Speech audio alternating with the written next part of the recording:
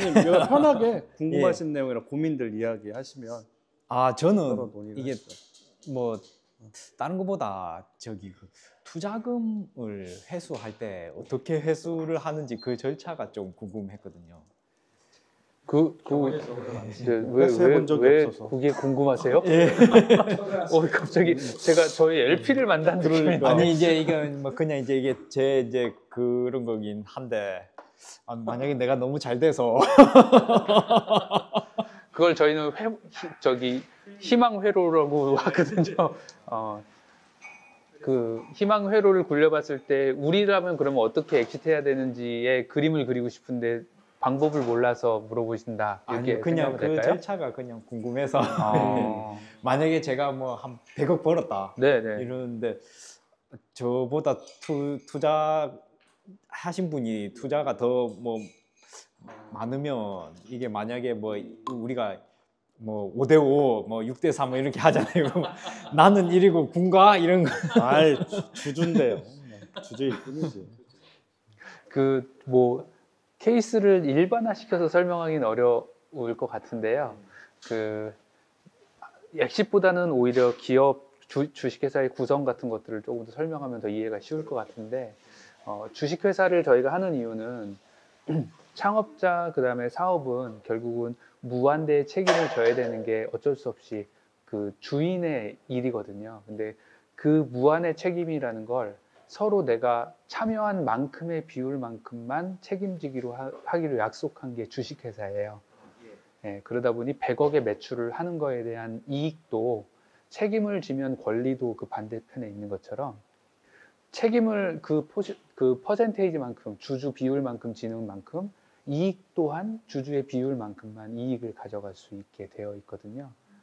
그래서 오히려 그 투자자라 그래서 그런 어떤 기본적인 법적인 테두리를 벗어나서 그렇게 내 이익이 너희들보다 더 우선해 이런 것들을 주장할 수 있는 권리 같은 건 없거든요. 그래서 그런 걱정은 안 하셔도 되고 첫 번째는.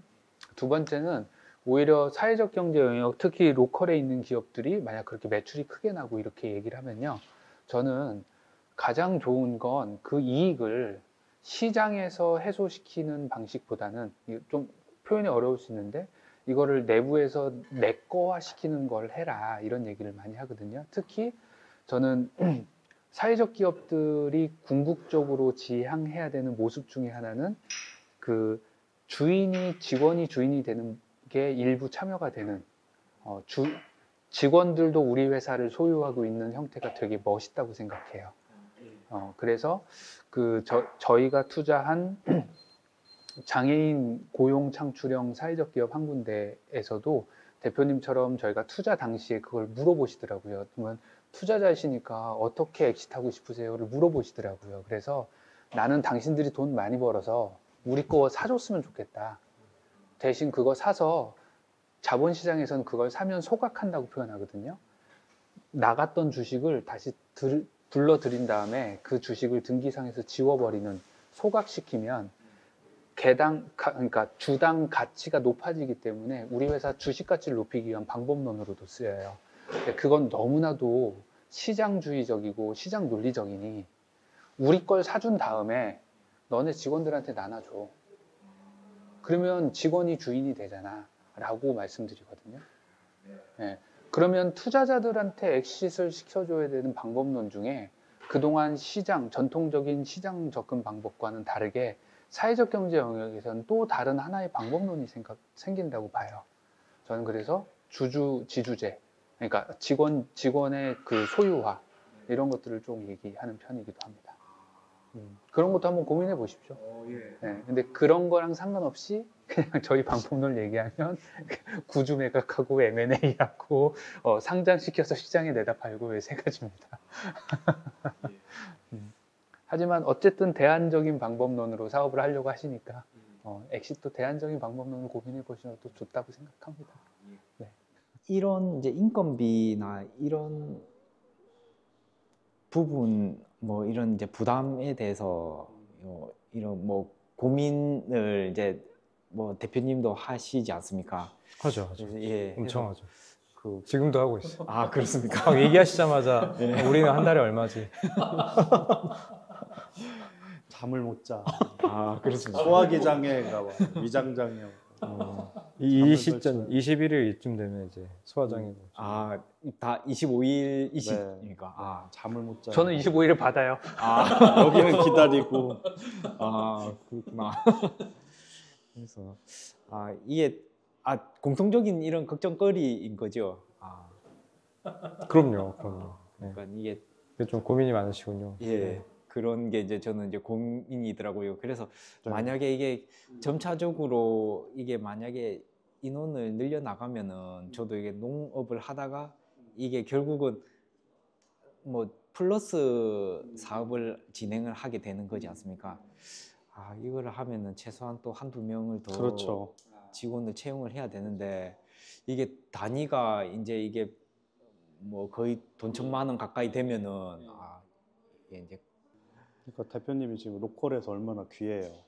와서 우리 동네에 청년이 와가지고 진짜 농민들이 이 농산물을 지금 대신 마케팅 팔아주시잖아요.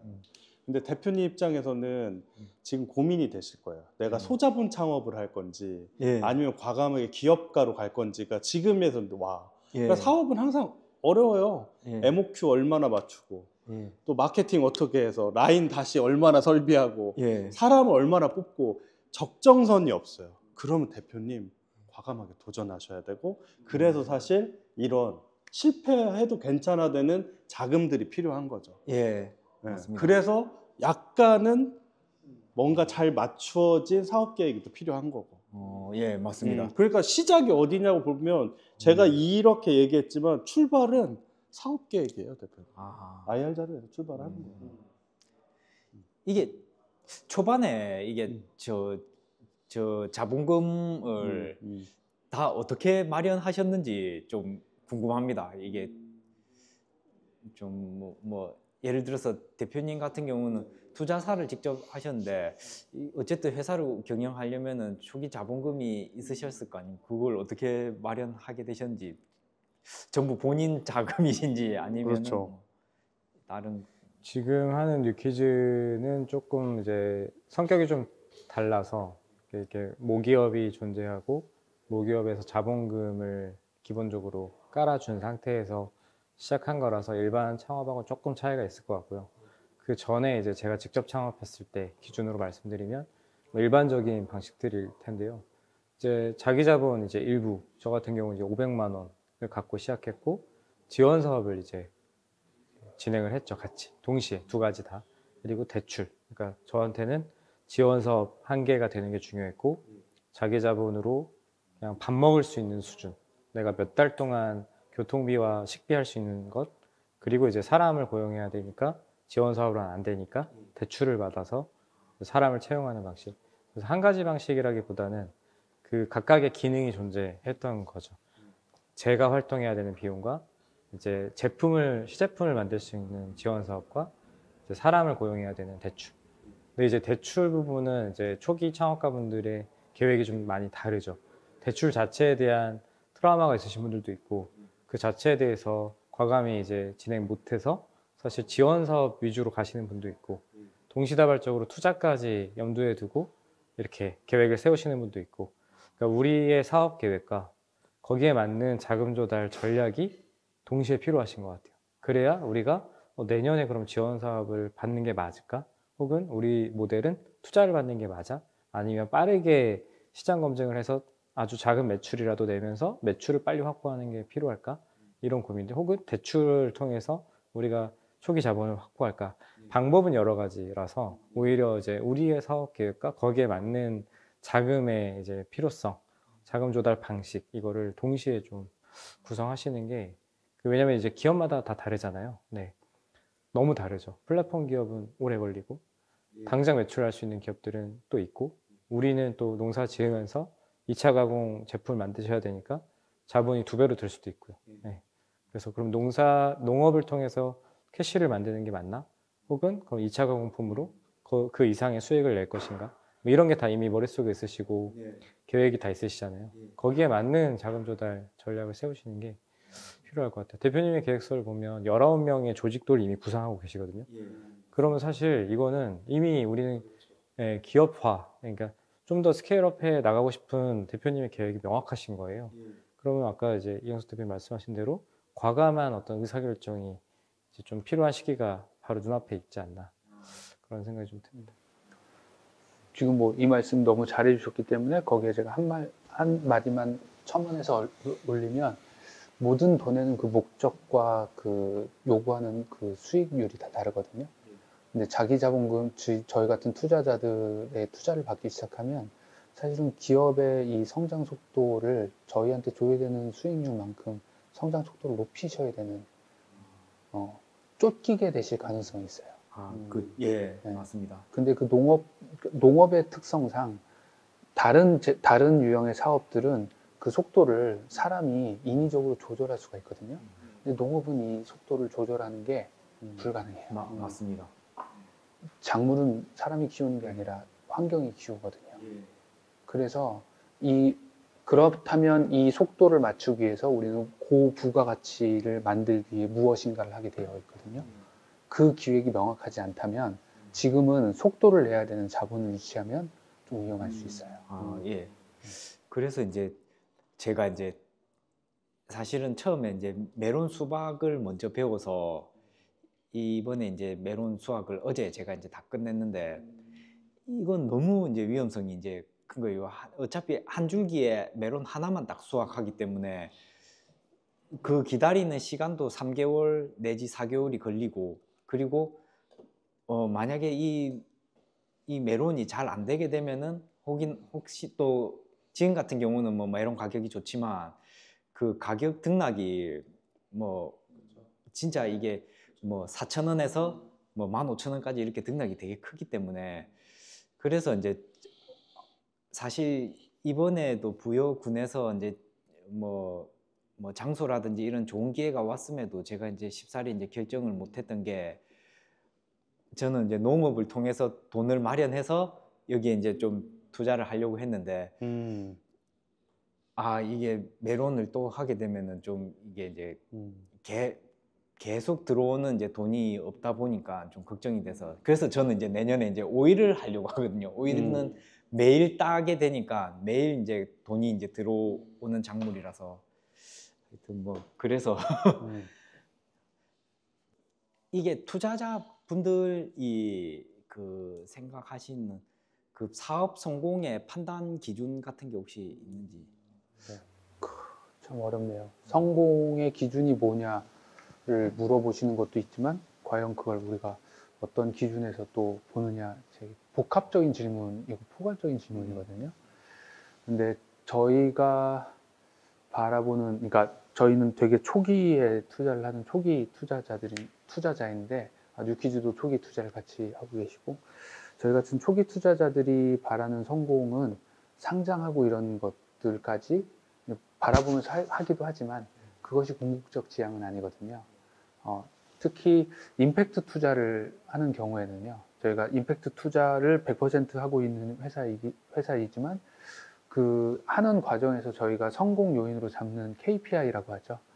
그러니까 주요 퍼포먼스의 인덱스가 서로 다 다르게 설정이 되고 그 중에 하나는 저희가 시장에 균열을 냈는지 여부를 좀 보게 돼요.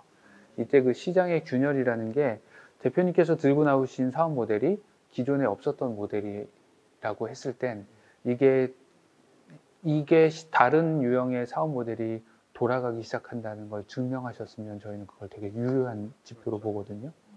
혹은 대표님께서 해결하려고 하는 소셜 임팩트, 사회적 문제가 유의미하게 개선이 시작됐다라는 그런 포인트들이 있을 거거든요. 그런 것들을 되게 중요한 성공 요인으로 저희는 보고 있어요. 근데 그거는 저희가 소셜 임팩트 영역, 그 다음에 초기에 투자를 하고 있는 그 투자자이기 때문에 그런 요소들도 주로 보지만 어떻게 보면 그냥 재무적인 측면에서 자금적인 측면에서의 성공을 정의 내린다고 했을 때는 기업이 투자와 그 사업을 통해서 지속 가능성, 안정성을 확보했는지 여부를 좀 중요하게 보기도 합니다. 네, 뭐 이미 투자 경험이 많으셔서 저도 이런 방향에 대해서 저희도 고민하고 있고 저희도 그래서 이제 그 과정에서 이제 저희만의 기준을 만들기는 어렵지만 그 고민은 계속 하고 있는데 저희가 하는 일을 스스로 생각해 보면 가능성이라는 키워드인 것 같아요. 아직까지는. 그러니까 이 뒷단에 이 기업이 어떻게 갈 것인가, 어떤 시점에 이 기업가나 이 비즈니스가 잘 될 것인가를 아직 저희는 예측하기도 어려울 뿐더러 그 경험이 아직은 부족해서 오히려 우리가 투자할 수 있는 창업가 분들의 일종의 어떤 이분들의 어떤 특성 이런 거에 대해서 좀 많이 경험하고 있는 것 같습니다. 그래서 저희가 비즈니스 모델을 전문적으로 아직 다루기는 어려울 것 같아서 오히려 명확성을 가진 창업가 분들에 대한 발굴, 창업가 분들의 가능성, 그 가능성이 이제 어느 정도로 성장할 수 있는가, 가능성의 씨앗이 있는가 이런 거에 저희는 그 초점을 일단 보고 있고 그거에 대한 어떤 기대를 갖고 나중에 잘 될 것이다. 뭐 다소 막연할 수는 있지만 그 지금 단계에서는 그렇습니다. 그래서 발굴에 저희는 좀 집중하고 있는 것 같아요.